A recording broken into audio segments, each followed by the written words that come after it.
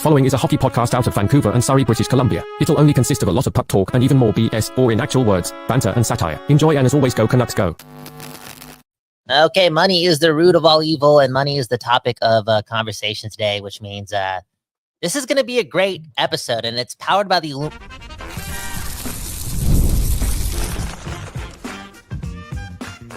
You're Locked On Canucks, your daily podcast on the Vancouver Canucks. Part of the Locked On Podcast Network, your team every day. People, we back doing this, and that's giving you another episode of Locked On Canucks. My name is Kyle Bowen, and man, oh man, we're at the Don't Doze Art Lab once again to give you that West Coast bias, and today's episode is also brought to you by Monarch Money. Yes, Monarch Money. It's doing its thing, right? You can take control of your finances with Monarch Money. It's easy. Use code LOCKEDONNHL at monarchmoney.com for 50% off your first year. Speaking of money, let's do it. Let's go through every single Vancouver Canucks contract and give it a letter grade. It's August 12th. Let's be honest, okay? Let's be honest with the people. I got to be better financially. I got to be more financially wise, okay? Money wasn't the main topic of 2025. It probably won't be, okay? A bit on the back burner, focused on other things. That being said, once again, I'm trying to be financially free, man, for real. And maybe one day I'll be rich like all these players, right? And maybe that'll happen, very soon, or maybe I'm going to have to wait till they win a cup so I, don't spend so much time stressing over the fact that I'm 32 and a half years old and I still don't have a Stanley Cup ring. Anywho, can this roster, can these group of contracts give you a Stanley Cup? Maybe. You never know what the future holds. But one thing you do know, the most polarizing contract, not just on the Vancouver Canucks. We got to stop at the top. Start at the top, I'm sorry. Right? But again, this contract, polarizing to us in Vancouver, but definitely polarizing across the league. Could be, the worst contract in hockey. I hope not. I guarantee it isn't, because Pettersson's coming back because he wants revenge, right? Now smoking that West Coast bias, right? That's in the pipe. But Pettersson's getting paid 11.6 all the way up until 2032. And what would it be now? 3 seasons ago, a 100-point guy. 2 seasons ago, an almost 90-point guy. Right? And here we are, just living in fear, not in hope. I feel as if for the most part, and maybe this is just the rhetoric online, a lot of the people here on the West Coast, they've given up or they don't believe anything Elias Pettersson. And that's mainly because of not just this past season, but half of what that 90-point season was, right? Pettersson in his last 18 months of hockey, or just 18 months of NHL life, has had the worst contract in the league. It feels like that. The guy put up 45 points in 60 plus games this year, and in his last 30 to 50 games in 2024 or 2023, 2024. I mean, it was horrible. It was horrible. That all being said, what's the letter grade? Again, I'm hopeful. I'm smoking the West Coast bias. I think when it's all said and done, and I should change the language because manifestation is a thing. I know so. That this contract is going to be extremely valuable very soon. Okay? I believe in the revenge tour. I believe he wants to shove it up all our rear ends. I believe he wants to, in some way, shape, or form, make this contract look like an understatement. And 11.6 for that long seems scary. But if he gets back to 85 to 90 points, if he gets back to being a 100-point guy, if he just gets back to being Datsuk-like, if he, is inspired by the events of a Sasha Barkov, right? If he lives up to what he could be and becomes the alien again, this is the best contract in hockey. Polarity, man, that is life. Anyways, final verdict as it stands right now. B minus, okay? B minus. Speaking of B minus, and I'm really smoking that West Coast bias. So Brock Boeser, okay? Brock Boeser. Now, at the time, and I'm talking about July 1st, 2025, when Brock Boeser extended out of nowhere, it felt like a contract, okay? A contract. It's called recency bias. It's called the surprise factor. It's also called a lot of love. I mean, Brock Boeser choosing to, quote unquote, take less, to sign long-term in Vancouver out of nowhere, and openly, telling the universe that he just loves Vancouver that much. Like, yeah, he wants to win as a Vancouver Canuck, but he just loves this damn city. He's practically a Vancouverite, right? Born in Minnesota, raised in Vancouver. You could kind of say that about Brock Boeser after this is all said and done. He's one of us. Like, he's not a Vander Kane, but he's one of us. And again, when he signs that deal, we're like, yo, this is good. We got value here. This feels like an A. But sitting here on August 12th, 2025, only 40 some days later. To me, as it stands right now, I'm also giving this a B minus because identity, right? I mean, some would say the Canucks lack that, but based on guys like Brock Boeser being here for a long time, there is some identity here, and that identity hasn't gotten it done. And there was a chance for the Canucks to use this money elsewhere, bring something new in, test their luck with something to that extent. But they double down. They double down on their core again to some extent, keeping Brock. And yeah, if he does the same things as he's done over the past few years, that contract, he's still going to reach that value, blah, blah. No, I want more. I want more because this current version of the Vancouver Canucks regime, they need more. They need a lot of players playing above value. And I'm sorry, for a team that lacks a lot of star power off the top of their lineup, and for a guy like Brock Boeser, who, again, for the most part was there last season, took a step back. I know he had some injuries, but took a step back. He wasn't the guy that he was in 2023, 2024. He was, quote unquote, part of the problem. Like, I want these guys to fix it. And, if you really want me to give you an A or feel good about it outside of the recency bias, because, again, it's not July 1st anymore, I want to see something. I want to see something. Okay.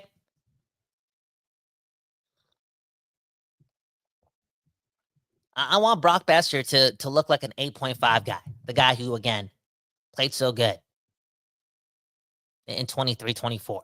I want to see that guy. One of the better wingers in hockey. Not just another guy.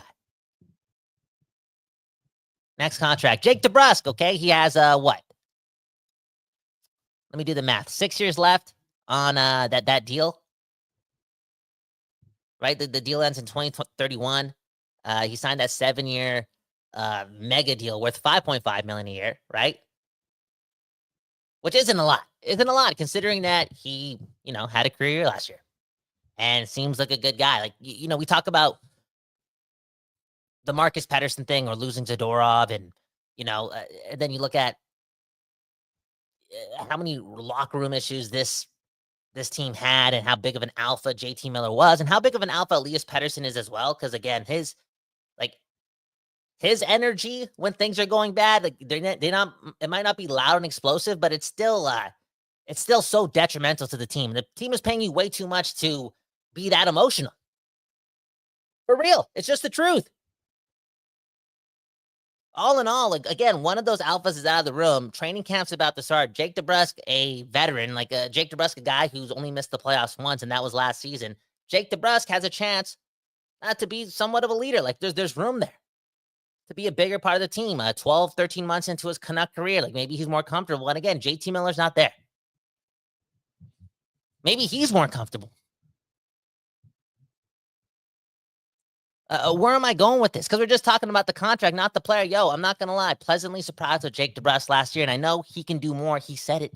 And I've seen, some playoff Jake DeBrusk in the past. And I feel as if that's twice the player that we saw had a career year with the Canucks. Like, I actually do want to see more from this guy as well. But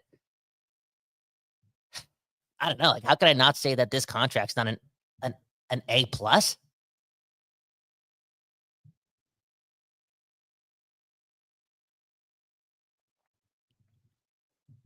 You know what I'm saying? Like there's a quote unquote boring player there in Jake DeBrusk, like boring, but he did well last year. He like, pretty damn good.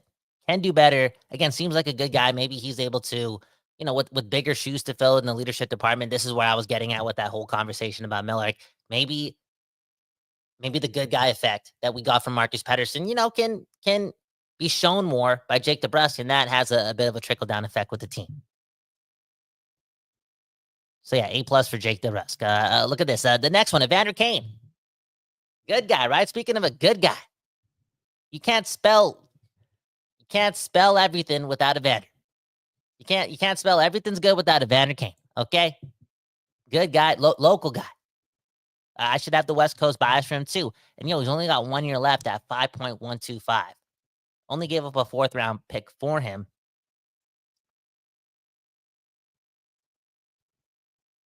Oh man, like on one end, it's like, how do you judge a 1 year contract? What are the parameters? And it's just really about the money. And ultimately, reaching at least the bare minimum to hit that value. Like, does he have to be a 45-point guy, a 50-point guy, middle 6 guy, brings physicality, brings leadership, helps the room out too in some way, brings Pettersson's, swagger up just a bit, stands up for his teammates? I said bare minimum. Now I'm saying a lot of things. I don't think it's going to be hard for Evander Kane to give value that equates to $5.125 million. So I'm going to have to give this one an A. Connor Garland, 1 year left on a deal that's paying him $4.95. After that, it's $6 million for quote unquote forever. And I mean, yeah, if we're judging the totality of his contracts here and grading it, I'm saying B+. I'm saying B+, and I know Connor Garland doesn't have the points. Like, you wish you could get more bang for your buck on the score sheet, but he's still going to get you 45 to 50, and he's still going to be so net positive when the game's actually being played. Like, you're having a lot more offensive zone faceoffs generated by a Connor Garland shift. The guy always has the puck. He's great on the forecheck. He's great for player morale based on his work rate, right? The guy works harder than anyone. And isn't the salary cap going up another $8 to $9 million next year? Like $6 million is like the new $4 million at one point. It's gonna look like that very quick.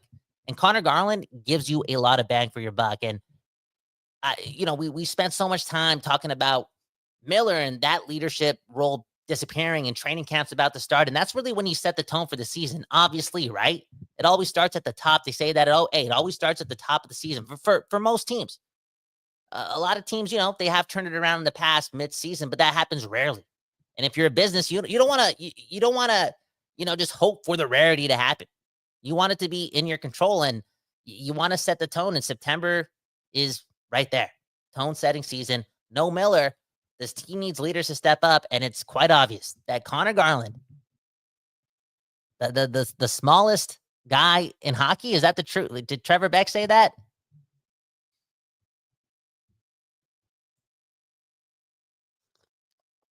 I don't think he said that. I think ChatGPT said that. Okay. But anyways, Connor Garland at $6 million forever, 4.9 this year. Did I say B+ already? I'm gonna say B+. What time are we at? 14. Dude, this is going to be a long episode. We might as well read some comments before we finish this. Again, we're giving letter grades to every single Vancouver Canuck.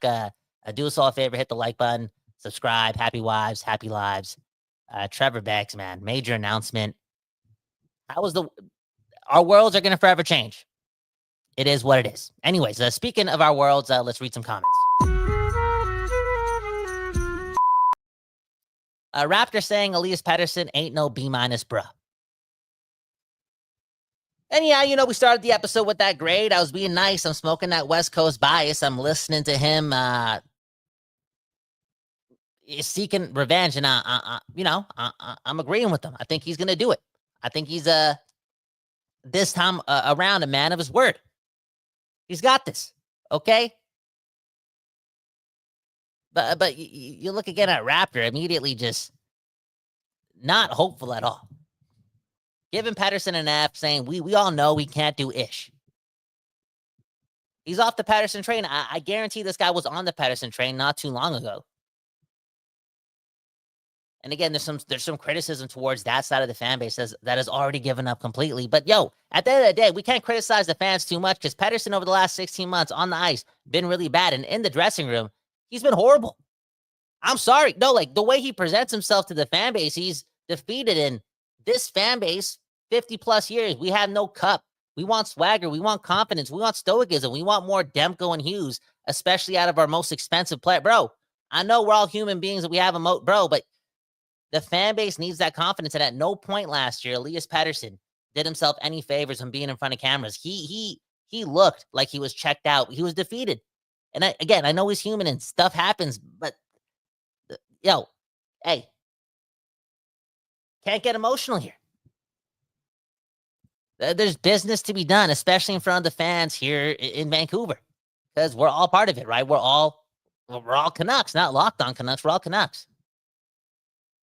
All in all, him looking defeated and him talking the way he was talking, again, that was inevitably going to burn some bridges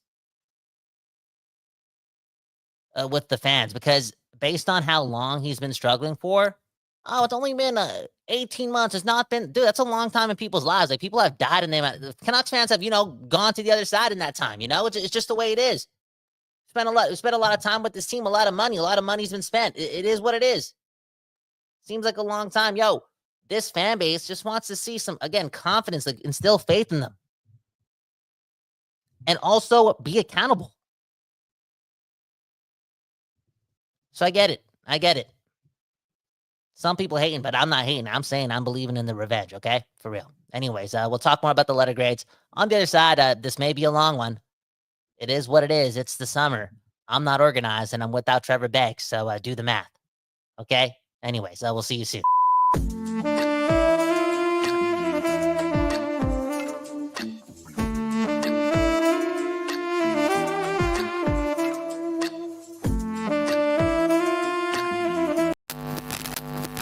Today's episode is brought to you by Indeed. Trevor, man. We're sponsored by all of Trevor's favorite companies, okay? Favorite applications. Indeed is definitely one of those places. You'll find out more why down the road here. But if you need to hire somebody, if you're one of those small businesses, but you want to find somebody, amazingly fast, you got to use Indeed, okay? When it comes to hiring, Indeed is all you need. Stop struggling to get your job post seen on other sites. Indeed sponsored jobs. Put your post at the top of the page and help you reach the right candidate faster. Again, you got to ask Trevor Beggs about that, okay? He knows all about it, okay?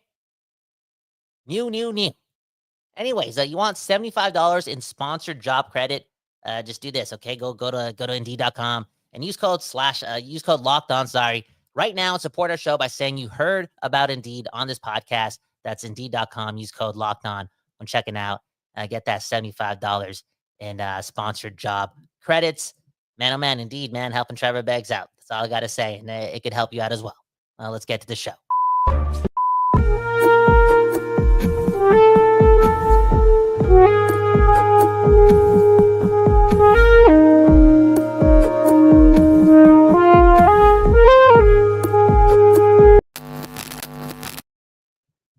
We back. Doing this and talking about I was gonna say the Vancouver Canucks, but I saw a comment about Trevor Beggs, so we got it. It's getting me choked up. Okay, can we get to it?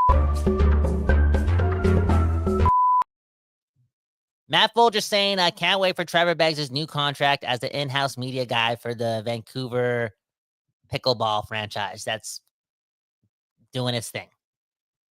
When I first read this comment, I thought you predicted that the Vancouver Canucks hired Trevor Beggs to be the in-rank host. That person, 41 home games a year, gets the crowd pumped. Could Trevor Beggs do that job? Could he? Did you guys know one time in my life, I was on the Canucks Jumbotron at like the age of 18 with my shirt off during game 1 of the first round of what was it, the 2012 Stanley Cup playoffs.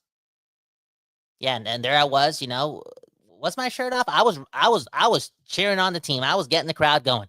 In fact, I did such a good job that 2 things happened. When the third period was about to start, they replayed the video of me dancing on the Jumbotron. Honestly, one of the greatest moments of my life. And the second cool thing that happened was, Trevor Beggs was at that game too.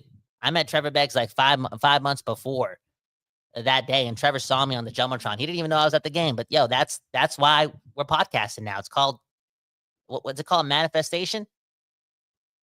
Illuminati? What is it?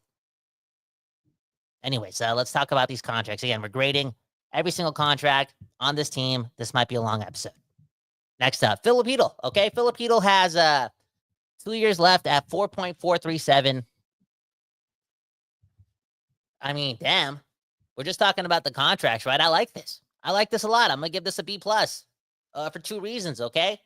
I don't know why, but I woke up this morning thinking that, Filip Hronek was,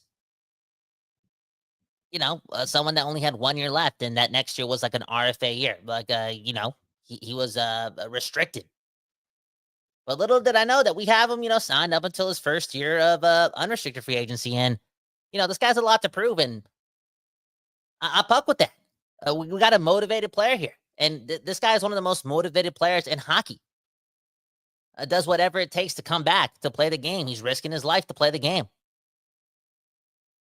Right? I mean, this guy's Philip concussion right now. Like he's one of the poster boys for having that injury in the league. And, one of the reasons why he is a poster boy is he's actually good. Like, there's a skill set here. This guy's a dog. He just got to stay healthy. Get opportunity. And, one of those things is certain in Vancouver. The other, hey, Vancouver Canucks fans, let's not litter, okay? Don't litter anymore for the rest of the year. Then the Filip Hronek won't get hurt again, okay? It's called karma. And we're all in this together, right? But, he's got opportunity guaranteed. I wonder if this guy actually stays healthy.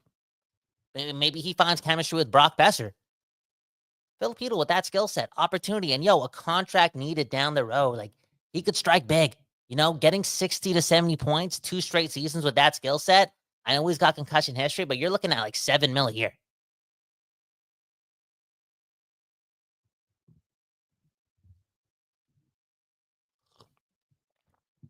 Did I say what the letter grade was? B+? Anyways, look at this comment from Mike, okay, saying, he liked Cheadle in a small sample size. He carries the puck well. He has a bit of dog in him. Like, he has a bit of, I think I'm a star. Give me the puck, I want it. And, I guess, we're all big body language guys. This guy has fun playing the game. And the fact that, in multiple times in his young career, he's done whatever it takes to come back from a concussion as fast as possible, whether it be a couple months, whether it be 60 games, whether it be a couple weeks. Like, he's just itching to get back on the ice, risking it. And he did that this year too. I mean, if the Canucks were in a playoffs fight in games 80 to 82, was he playing? Probably. Now I'm assuming there, but this guy was practicing a lot.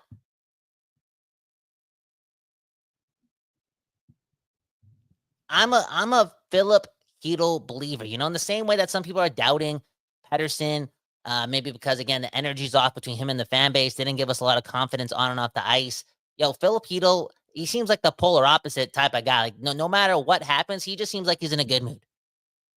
And I know he gets concussed, and I know it's the JT Miller trade, and he's going to be tied to that. But, this guy, to me, has earned a lot of positivity based on, again, his efforts as a Vancouver Canuck. And it's been a short sample size, but, he's bleeding blue and green to play for this club. I truly do believe that. And the money's not bad. Like, if you want to talk about the contract, 4.437 over the next 2, like, I challenged Brock to give us more. Like, we need players to play above their value. Filip Hronek fills that, tier as well. Like, I want this guy to play like he's a $6 million player, but if you want him to play as a $4 million player, $4.4 million player, again, 50 points, possible if he's healthy, and that seems easy. Like, this contract, it's going to be easy to reach his value. It's just a wonder if we're going to get way, way more. Like, does he turn himself into a $7 million player? Please do. Next contract is Niels Höglander, okay? The new one just kicked in. 3 years, $9 million in total, 3 years per year. And right away, this is C+. This is C+, man. A lot to prove. You know, if you want to watch our episode from like a couple weeks ago when I did it in my car with Trevor. What? I did it in my car with Trevor. Okay. All right. You know what? Major announcement, right? Okay, you know what? Niels Höglander. We did an episode on Niels Höglander a couple weeks ago. We challenged him. Go check it out right now. I'm giving him a C+. Okay, Drew O'Connor. 2 years, $5 million total, 2.5 per. I was about to compare him to Dakota Joshua because I feel like there's a connection there, and people were connected to Dakota, and he's gone, and now we have Drew O'Connor. But you know, I don't want to do that. That's not fair to him. Okay, did he play like a $2.5 million player down the stretch for the Canucks? I think he reached just that, and that's cool. Thank you for your service. He brings value, and I think he can do it again. I think he can get you 20 to 30 points and not cost you, and you know, bring you speed and bring you some puck carrying as well. Like, he's going to generate a lot of offensive zone faceoffs for the club too, based on, again, positive shifts. Like, he's a good player. He's a good player. And I got to give this contract. I think people are jaded because it was signed so early, but to me, this is a B+ too. I think Drew O'Connor's a good player. I think when we talk about, well, good is a bit of a strong statement, but there's a good player here. Okay. When we traded for Marcus Pettersson, we also got Drew O'Connor. We traded that first. We always associate the first with Marcus, but maybe there was some value there with Drew O'Connor too. I feel like he's more than Danton Heinen. He's more than Niels Hamann, right? He's more than Linus Karlsson, a lot more, and that's why he's getting paid 2.5. I think there's a good player there. So B+ to this contract. Teddy Bluger up next, 1.8 for 1 more year. I mean, he's gonna give you that value. He's a good player too.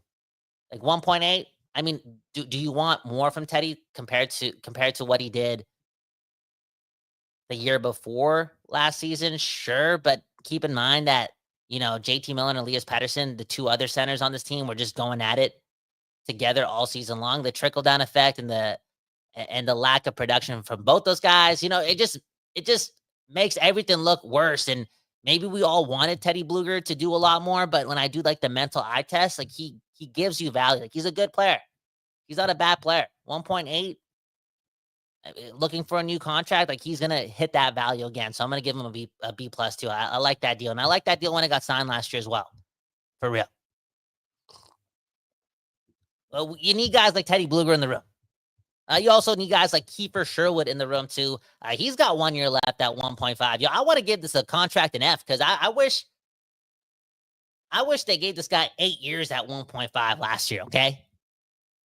Because, man, oh, man, this contract's about to triple, assuming that 30-year-old Kiefer Sherwood didn't just peak last year, but is, like, on a bit of a renaissance. Guy's a spark plug, has a lot of energy.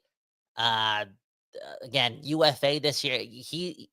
You saw what he did. 40 points, 19 goals, 21 assists, NHL hit record breaker. Boom, bam. Guy, again, you want in the room. I wonder how much more of a leader he turns into this year. Quinn Hughes' favorite player. Yeah, I think he's going to get 40 to 50 points again. I think there's going to be some chemistry with him and Elias Pettersson. I'm giving this contract an F though, because I want to live in revisionist history and give this guy like a 6-year, $12 million deal at 2 years per last year. Because this next one's going to be expensive. Do you want to do Niels Hamann, Linus Karlsson, and Aatu Räty? Not really. Okay, we did touch on Aatu Räty and our thoughts on the contract extension he signed in yesterday's episode when we talked about Aatu Räty for like 40 minutes. Go check that out because there was some pushback from both of us, but we don't need to spend another couple minutes on it. Okay. Anyways, let's cut to break. We'll go through the defenseman and the goaltending. Again, we're grading every single Canucks player. I don't know if anyone wants to do it. I'll read it all. But if you want to, grade every player or grade a chunk of players, just comment in the live chat or comment below after the episode is done. And, we'll read it. I can read. Maybe you're a better teacher than I am. Okay. Anywho, let's get to commercial break again. You're listening to Locked On Canucks.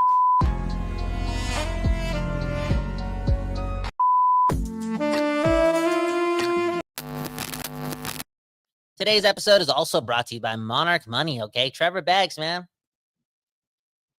He doesn't love using social media, but he loves using Monarch Money, okay? It's the all-in-one app to keep your financials in check. For real, everything from investments to properties to the 401s, subscriptions, everything in one place, okay? Monarch Money is what? Like your personal CFO, your personal finance tool. Brings your entire financial life together in one clean, easy-to-use interface, man. I'm getting excited. Maybe this is why Trevor Beggs, is, again, big announcement coming up. Maybe this is why he can make those types of decisions, okay, in his life.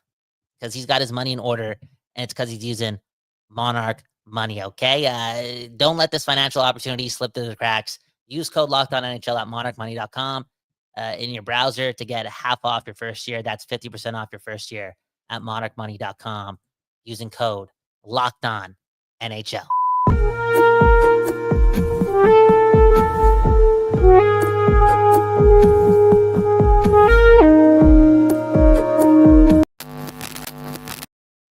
Okay, we back here on Locked On Canucks, reading your comments.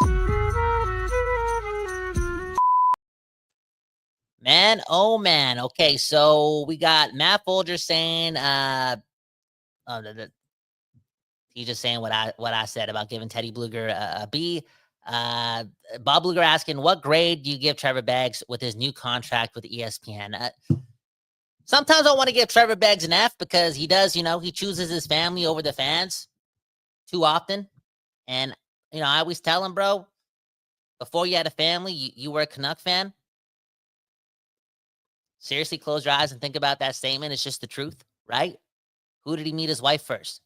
Todd Bertuzzi. No, when did he? Who did he meet first? That's what I meant to ask. Todd Bertuzzi or his wife? Again, I'm stumbling over my words because I'm getting emotional. That's what Trevor Beggs does to me. He makes me worse. Maybe that's why he has to make his decision in a couple days too. Okay, or announce his decision. A lot is going on. Okay, next comment. Raptor giving Kiefer Sherwood an A-. And James Moore saying, yo, he just got married. He wants roots in Vancouver. We should lock Kiefer Sherwood for 5 years. So what does that next contract look for Kiefer Sherwood? It's been a question we've been asking, like what? Every day for the past week? Anyways, let's read more contracts, okay? Let's go to the D, okay? All roads lead to the D. What? Anyways, Quinn Hughes getting paid $7.85 over the next 2 years. This it's kind of like Kiefer Sherwood. Quinn Hughes signed a what? Did he sign a 6-year deal with the Canucks when he extended with Jim Benning and not an 8? I'm pretty sure that's what happened, right? And since he did, right, he signed a 6-year, $47 million contract instead of an 8-year deal. I got to give this contract an F. I do, because there's only 2 years left on it, and a lot of other players got paid for 8 years. And yeah, we saved a lot of money. And, maybe Quinn Hughes didn't want to go to 8. Maybe the Canucks didn't want to go to like 8.5 to get to 8. I don't know. But this should have been an 8-year deal. So even though he's the most underpaid player in hockey over the next 2 years, this deal to me is still, it hurts. It hurts because I'm traumatized. I could only afford one therapy session every couple months when green peppers are $8 for half a green pepper, That's not, hey, it is what it is. Keto-free green pepper, man. We all on different diets. Don't judge. Well, where am I going with this? I'm not fixed. I'm not helped. I'm traumatized. I'm giving this contract an F, okay? Filip Hronek up next. 7.25 all the way up until 2032. I mean, this is another A+.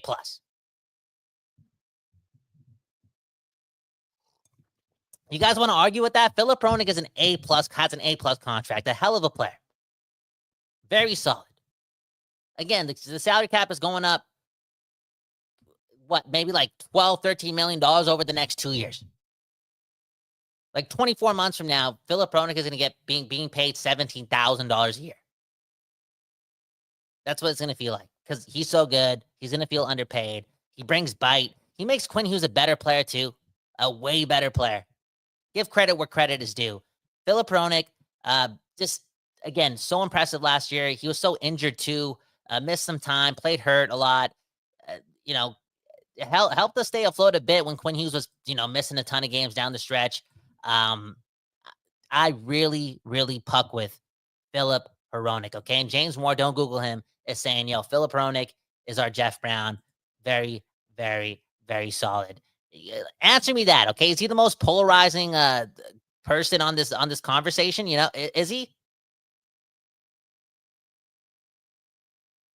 Because I'm giving him an A+? I think so.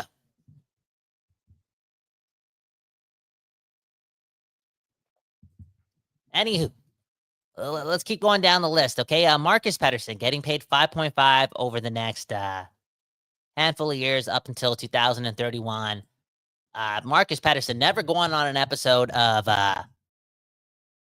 Locked On Canucks because, again, I almost got into 3 car accidents, okay? Podcasting and driving. Allegedly, assumingly. No, I pulled over to a gas station. I was just emotional, right? A lot of things going on in my life. Miller got traded. The Canucks lost to the Stars, I believe. I went to the bar. I only had one beer, one beer. Because I was planning on having a night out, but boom, bam, the Canucks, they traded. They traded for Marcus Pettersson, had to go back to work.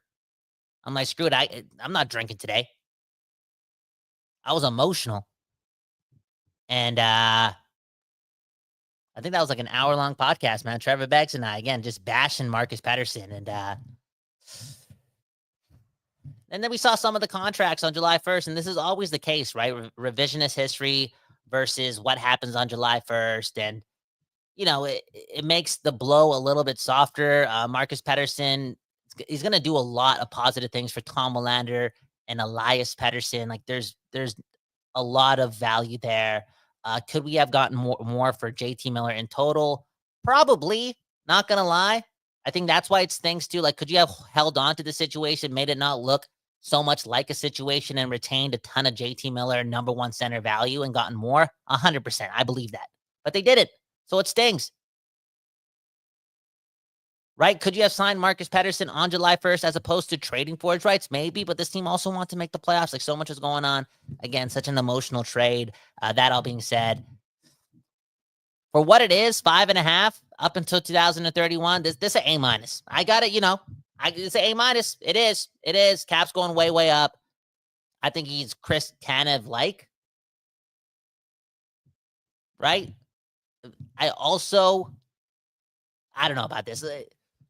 Can we do this right now? Because I was going to say, I think he's better than Nikita Zadorov, obviously, and they're getting paid, what? The exact same dollar, if I'm correct? It's 5.5 for Zadorov over like 7 or whatever, too, right? Anyways, they're getting paid the exact same amount for what it seems like. And I was like, oh, yeah, Marcus Pettersson, a way better player. But then I remember how good Nikita Zadorov was in the playoffs. And, maybe he's just one of those guys, too. Sam Bennett played so well, earned himself that money in the playoffs. Like, he turns it on. He's a way better player. Whether he does that on purpose or, the energy just gets to him, right? He's an instinctual dude. Like, so be it. That's a dope trait as an athlete. When the pressure's on and when the games are just a bit more physical, like they all are in all these North American sports in the playoffs, I just become that guy. Sam Bennett's done it. I do believe Nikita Zadorov has that dog in him too. And, if he does prove it, wherever he does get a chance to play in the playoffs again, I don't doubt Zadorov will be one of the most exciting players in April again. So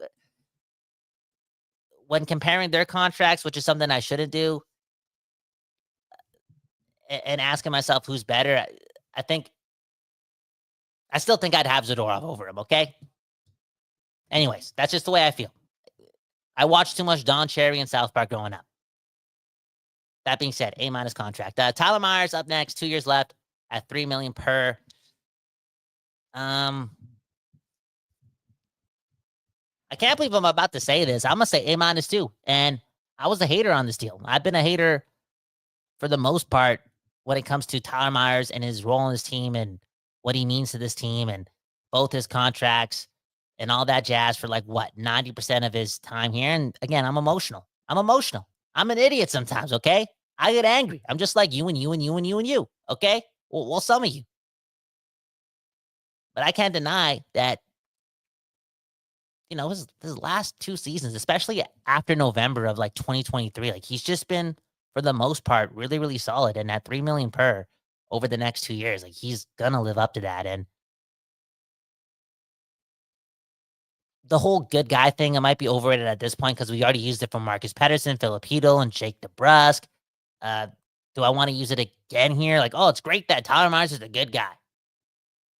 It gets a bit redundant because we're here to win, right? Is he good at winning? Is he, that's what matters. That all being said, if this team's strength is the defense and you need Quinn Hughes to do all the heavy lifting on the ice, do all the leading on the ice where it matters and focus on that. Myers and Marcus Pettersson, are they the ideal guys you want down the lineup? Knowing that they're going to get a ton of minutes with Valentino Martini Mancini III, Elias Pettersson, and Tom Willander.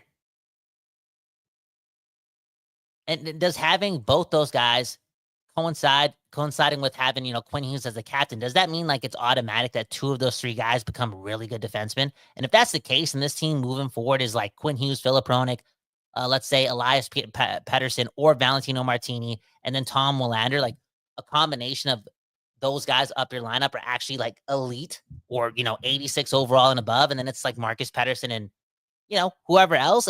Dude, this team is stacked. If they can keep Quinn Hughes for a long time, dude, they're stacked. If they lose Quinn Hughes, they're still going to have a good decor. If 2 of those guys pan out to reach their potential, dude, having that leadership down your lineup, it could mean something, okay? And just money-wise, Tyler Myers, $3 million per. I'm liking what he's doing over the last 16, 17 months. I didn't like what he was doing against the Oilers in that series when he was playing with Carson Soucy, and they were asked to stop McDavid. Rick Tocchet's not here anymore. I hope Adam Foote, who was in charge of the D, I hope he gets over that. Please don't use Tyler Myers as a matchup defenseman. Please, please, please. He's not that guy. And sometimes when you give a guy who's won the Calder that chance, he starts to feel like he is the guy, and he stops being simple. And Tyler Myers is his best when he's simple and not a reckless 20-year-old anymore, all in all, I don't like when he's used as a number 4 guy. If he's a number 5 guy, this $3 million cap hit it's beautiful. Okay. Speaking of being a number 5 guy or a number 6 guy or a number 7 guy, Derek Forbort, $2 million per, well, not per year, just for 1 more year. Great penalty killer. I think he slapped me in the face last year. He was way better than I expected him to be. Utility player to some extent. And again, he wasn't terrible with the first passes, and he wasn't terrible at breaking out this year. I think he played with some confidence when he got back in the lineup, and he also went through a lot this year too. Rest in peace, and condolences to his family. And, just him being able to rebound off of that and just, again, play good, be a leader, be a good penalty killer. This team had an extremely good penalty kill all season long for what it felt like. Derek Forbort, a big part of that. That being said, $2 million to me is too much. It's too much. That's why I'm giving this contract to B. He's going to have to prove it again that he could do all that for me to believe that he's a $2 million guy. That's just the truth. Okay. Anyways, we got Elias Pettersson, Willander, Joseph Pierre-Olivier. I forgot that we signed him. Valentino Martini. You know what they're making, under $1 million. I don't want to do all that. We don't need to talk about those contracts and grading them. Let's get to the goaltending, and then we'll finish off this episode. But first, let's read some comments. Callum saying, Tyler Myers has a value contract. You give him an A. You can't teach 6'7". That's true. That's true. James Moore saying, Big Z will always be a legend for his 6 months here. He may trash out now, but don't speak ill of Big Z. Yeah, he may trash out now because he's not playing in the playoffs. Remember, the Canucks almost traded Nikita Zadorov before the playoffs started, right? What wasn't Nikita Zadorov a healthy scratch at one point for the Canucks too? For 1 game? That's got to be right? He's just a different guy in the playoffs. Maybe. He did it 1 year, where he was one of the best defensemen in hockey as a great number 4, great number 5 guy. Maybe when he gets his chance again, he's that guy again. The Sam Medit of the decor. Anywho, one more comment. Bob Luger saying, is Beggsy the next Max Kellerman? And someone did ask, is Trevor Beggs really going to ESPN? Sort of. Again, I don't want to. No, it's emotional. It's getting me emotional, man, because I like doing this show with Trevor Beggs. That's, for what we're doing. I'm gonna miss the way we're doing this. I'm gonna miss this. Okay, so I'm gonna let Trevor Beggs, whenever he has a chance to not pick his family over the fans, and he has time to talk to you guys about his life. Yeah, Trevor Beggs, man. I'm getting emotional. Okay. Breathe in, breathe out. Anyways, let's talk about the goaltenders. I'm sorry. And finish this episode off, okay? Thatcher Demko getting paid $5 million and then getting paid $8.5 for the next 3 after that. Those are 2 contracts. That's a lot of money. Not a lot of money this year. But man, how good? Okay, honestly speaking, you can't blame me for not having a distinct grade other than C+ for Thatcher Demko's contract situation, right? Again, $5 million this year. If he stays healthy, obviously he's going to smoke that out of the water. But $8.5 million, that's another beast to live up to. Like, you got to be one of the best goalies in the league. You do. And he can do that. That's going to take a lot of work. Again, Papatias, Papalitis, Pepto-Bismol, the first of a kind injury, he had it. And I just, again, he's one of the most injury prone athletes I've followed in sports. Like, maybe that's a statement full of bias based on the fact that he plays for one of my favorite teams. And maybe I'm over exaggerating on that statement, but doesn't it feel like that? It's gotta.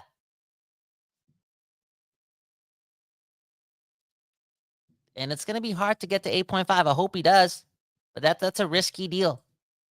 A part of me, I remember waking up to that contract on July 1st, and we heard the contract was done, but nobody knew the terms, right? I think the Garland and the Demko thing came out. No, or was it just Garland? Anyways, it felt like a deal was getting done, right? But I don't know if anyone was ready to stomach 8.5. I think a lot of us thought, 6 to 7? Is there but it's 8.5. That's a lot. So yeah, C+ on his current contract situation. And then Kevin Lankinen, 4.5 per year. I've seen some people on X hate this contract and be super pessimistic. And I'm like, X is such a depressing place, man. You spend hours on there and you're just going to hate the Canucks. You're going to hate the world too. Because I'm like, at 4.5, Kevin Lankinen, who is definitely going to have to play 40+ games in the regular season. 35, 40+ games. Like, they're doing this thing down the middle. They're doing this Swayman Olmark thing. It's been done in the past. Like, they're doing that model up until the playoffs start. How are they going to do what they got to do in the playoffs, and who are they going to pick? And we'll get there when we get there. But Kevin Lankinen is going to be relied upon to play 35 to 40 games. And if Demko's healthy, why am I going to disregard the fact that, statistically speaking, going into last year, Kevin Lankinen might do the research, do the fancy stats, when he was that like 20 to 30 to 40 goalie guy, like, he was highly underrated and highly effective. And early on last year, before this guy started playing way too many games because, Sheelovs was bad and Demko was hurt, Kevin Lankinen was unreal. And then he reached a plateau based on games played, and his body couldn't handle it, and maybe minor injury here and there. Who knows what really happened? But if you want to, focus on the fatigue part of it, like, he won't have to deal with that unless Demko gets hurt. But I don't want to go there.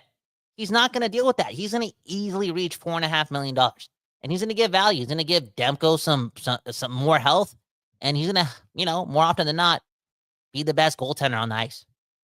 I believe that. He was damn good last year. He reads books. Come on. Quinn Hughes guy. Come on, man. I'm giving this contract a B+. Again, he has a lot to prove still. And he was definitely bad. I would say bad. Post-injury, post-fatigue. Couldn't handle the load anymore, later on in the season. But like this guy was our second best player for the majority of last year. By a mile. Also a good guy. We use that reference a lot. Anyways, we spoke a lot here. 50-minute episode. I may get in trouble for this, but Trevor Beggs is not here, so I got to get used to things, right? Things are different when Trevor's not here. Will he be here for longer? More on that in a couple minutes, couple hours, couple days. Okay. Anyways, that was another episode of Locked On Canucks. Thanks for sticking around. Hit the like button. Let me know in the comments, your grades. Grade all the players. I thought the Canucks have done pretty good with their contract situation for the most part. For real. Go Canucks, go.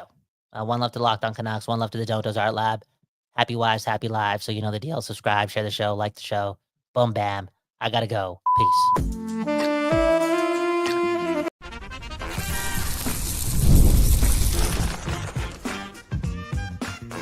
You're Locked On Canucks, your daily podcast on the Vancouver Canucks. Part of the Locked On Podcast Network, your team every day.